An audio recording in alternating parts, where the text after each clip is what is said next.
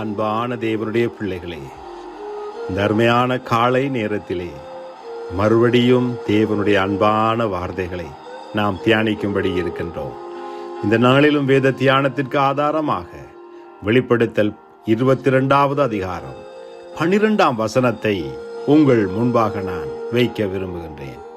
அந்த வசனம் இப்படியாய் சொல்கின்றது: இதோ சீக்கிரமாய் வருகிறேன், அவனவனுடைய கிரியைகளின்படி அவனவனுக்கு நான் அளிக்கும் பலன் என்னோடே கூட வருகிறது என்று இயேசு கிறிஸ்து அங்கே சொல்லுகிறதை நாங்கள் பார்க்கிறோம்.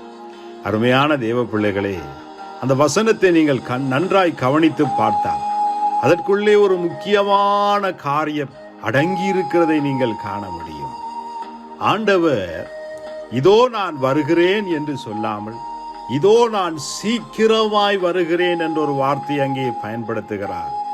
எதற்காக தேவன் அதை பயன்படுத்துகிறார் என்றால், சீக்கிரமாக நாம் கிரியை செய்ய வேண்டும் என்பதற்காக. அருமையான கர்த்தருடைய பிள்ளைகளே, ரட்சிப்பு என்பது கிருபையின் அடிப்படையிலே நமக்கு கிடைக்கிறது. அதற்கு எந்த கிரியையையும் நாம் செய்ய வேண்டிய அவசியம் இல்லை. அவருடைய நாமத்திலே நாம் விசுவாசம் வைத்து இயேசு எனக்காக எல்லாவற்றையும் செய்தார் என்று நான் விசுவாசித்தால், அந்த விசுவாசத்தின் அடிப்படையிலே, கிருபையின் அடிப்படையிலே தேவன் என்ன செய்கிறார்? ரட்சிப்பை நமக்கு தருகின்றார். ஆனால் பிரதிபலன் என்பது கிரியைகளின் அடிப்படையிலே தான் கிடைக்கும். கிருபையின் அடிப்படையிலே அது கிடைப்பதல்ல, கிரியைகளின் அடிப்படையிலே தான் அது கிடைக்கும். அதனாலதான் ஆண்டவர் சொல்லும் போது அவனவனுடைய கிரியைகளின்படி அவனவனுக்கு நான் அளிக்கும் பலன் என்று சொல்லுகிறார். கிறிஸ்து வரும்போது அவருக்காக யார் யார் எவ்வளவு கிரியைகளை செய்திருக்கிறார்களோ அதன் அடிப்படையிலே தான் ஆண்டவர் அவர்களுக்கு பிரதிபலன் கொடுப்பார். எல்லாருக்கும் ஒரே மாதிரியான பிரதிபலன் அன்றைக்கு கொடுக்கப்படாது. அதனாலதான் அவனவனுடைய கிரியைகளின்படி என்ற வார்த்தையை இயேசு அங்கே பயன்படுத்துகிறதை நாங்கள் பார்க்கிறோம். ஆகவே பரலோகம் போனால் போதும் என்று நாம் எண்ணிவிடக் கூடாது. பரலோகம் போனாலும் பிரதிபலனை நான் பெற்றுக்கொள்ள வேண்டும் என்ற எண்ணம் எனக்குள்ளே இருக்க வேண்டும். உதாரணமாக, பேதுரு ஒருமுறை இயேசுவினிடத்திலே வந்து இப்படியாய் கேட்டார்: இதோ நாங்கள் எல்லாவற்றையும் விட்டு உம்மை பின்பற்றினோமே, எங்களுக்கு என்ன கிடைக்கும் என்று கேட்கிறார். அவர் இயேசுவை விசுவாசிக்கிறவர், தேவகுமாரன் என்று விசுவாசிக்கிறவர். அவருக்கு நிச்சயமாகவே நித்திய ஜீவன் உண்டு. ஆகவே நித்திய ஜீவனை குறித்து அங்கே பேதுரு ஆண்டவரிடத்திலே கேட்கவில்லை. நித்திய ஜீவன் உனக்கு கிடைக்கும் என்று ஆண்டவர் மறுஉத்தரம் அங்கே சொல்லவும் இல்லை. ஆண்டவர் அங்கே என்ன பதில் அதற்கு சொல்லுகிறார் என்றால், என்ன கிடைக்கும் என்று கேட்ட பேதுருவுக்கு இயேசு சொல்வதை கவனியுங்கள். ஆண்டவர் சொல்லுகிறார், மனுஷகுமாரன் தன்னுடைய மகிமையிலே மகிமை பொருந்தின அவருடைய சிங்காசனத்திலே வீற்றிருப்பார். அப்பொழுது என்னை பின்பற்றின நீங்களும் இஸ்ரவேலின் 12 கோத்திரங்களை நியாயம் தீர்க்கிறவர்களாய் 12 சிங்காசனத்திலே வீற்றிருப்பீர்கள் என்று சொல்லுகிறார். அப்படின்னால் சிங்காசனத்திலே வீற்றிருக்கக்கூடிய ஒரு பலனை தேவன் அங்கே கொடுக்கிறதை நாங்கள் பார்க்கிறோம். ஆகவே பிரதிபலன் என்பது அவ்வளவு முக்கியமானது.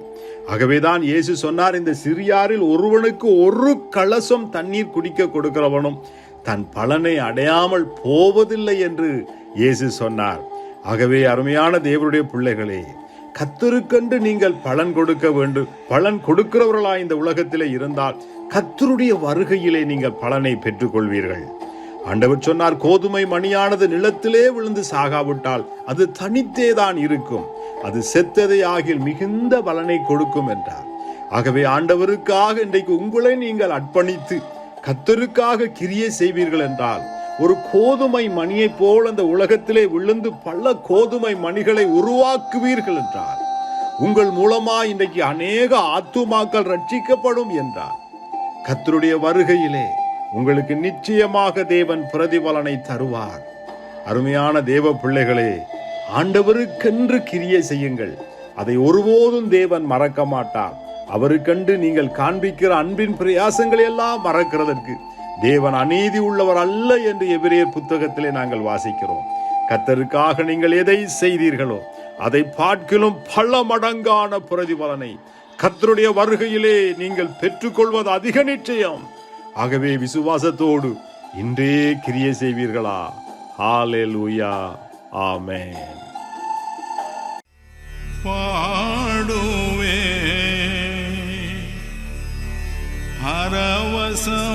பரவசமாகுவே பரந்தோடும்